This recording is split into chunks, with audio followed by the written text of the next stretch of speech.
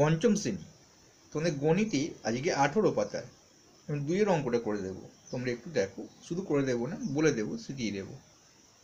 দেখো 4, 7, 4 ভাজিত 4, এখানে ভাজককে আর ভাজ্যকে আর ভাগফল কত, ভাগশেষ কত, সেটা আমরা খুব ভালো করে শিখে নেব।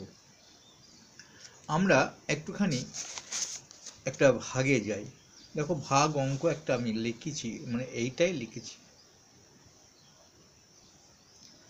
এটা কি ভাজ্য না ভাজক, কোনটা ভাজ্য মনে রাখার জন্য দেখো আগে কিরকম ভাগ করা হতো, মানে সেই রকমই এখনই আছে। ধরো 4 এরকম দিয়ে এরকম ভাগ করতে হতো। এই যে আমরা এখানটা দেখো ভয়াকার বর্গীজ ক, কয়ের কানটাকে একটু বড় করে দেবে। তাহলে এই যে আমাদের কানটাকে বড় করে দিলাম, তার মানে একটা দাগ দিয়ে দিলে কি হলো, এই দিকটা বাঁ দিকটা সবসময় ভাজক পড়ে গেল। আর একটা মনে রাখা পদ্ধতি, যে ভাজককে লিখতে হয়, ভাগ কাকে ভাগ করতে হয়, মানে দুবার ক পড়বে, ভয়াকার বর্গীজ ক, আবার একটা ক লেখো, এ কাট দাও। ভাজককে ভাগ করতে হয়, কাকে, ভাজ্যকে তো নয়।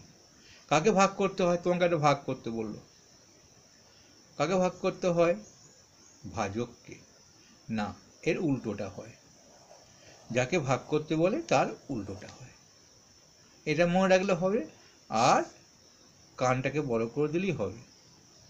তার মানে ভাজক সবসময় এদিকে থাকে, আর একে ভাগ করতে হবে, এ হচ্ছে ভাজ্য, ভাজককে ভাগ করতে হবে না, উল্টোটা হয় বললাম।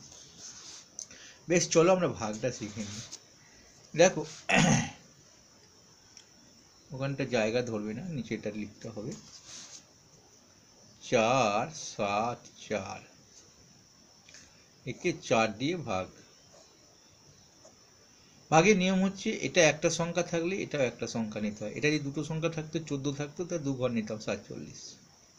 এখন একটা সংখ্যা আছে, দেখি যাবে কিনা, ছোট হলেও 2 ঘর নিতে হয়।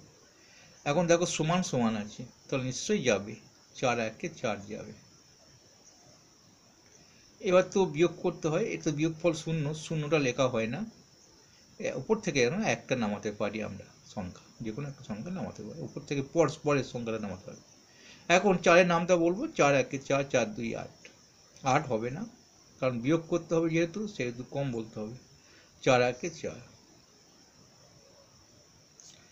তারপর দেখো বিয়োগ করলে কত হবে, 3 হবে, উপর থেকে এটা নামবে 4, 34 হলো। 4-এর নামটাতে এমনভাবে বলবো যেন 34-এর বেশি না হয়, 4 6 24, 4 7 28, 4 8 32, 4 9 36, যাবে না, 4 8 32। এখানে 2 হলো ভাগশেষ। ভাগফলটা তো সহজ আমরা বলে দিতে পারি, মাথায় থাকে 118। ভাজক হচ্ছে 4 আর ভাজ্য হচ্ছে 474, এটা এই ঘরটুকু লিখে দিতে হবে।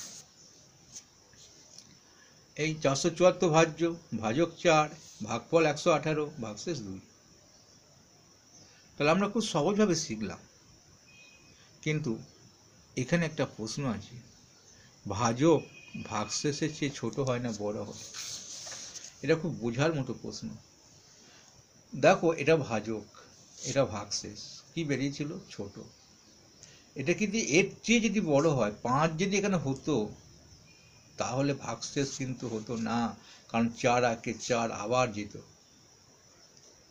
সবসময় ভাগশেষকে ছোট হতে হবে ভাজকের চেয়ে, ছোট না হওয়া পর্যন্ত আমরা তো ছোট করতে করতেই যাচ্ছি, মানে এই ভাজ্যটাকে ছোট করতে করতে ভাগশেষ পর্যায়ে নিয়ে যাচ্ছি, ছোট করতে করতে যাচ্ছি বারবারই, সেই জন্য ছোটই হবে।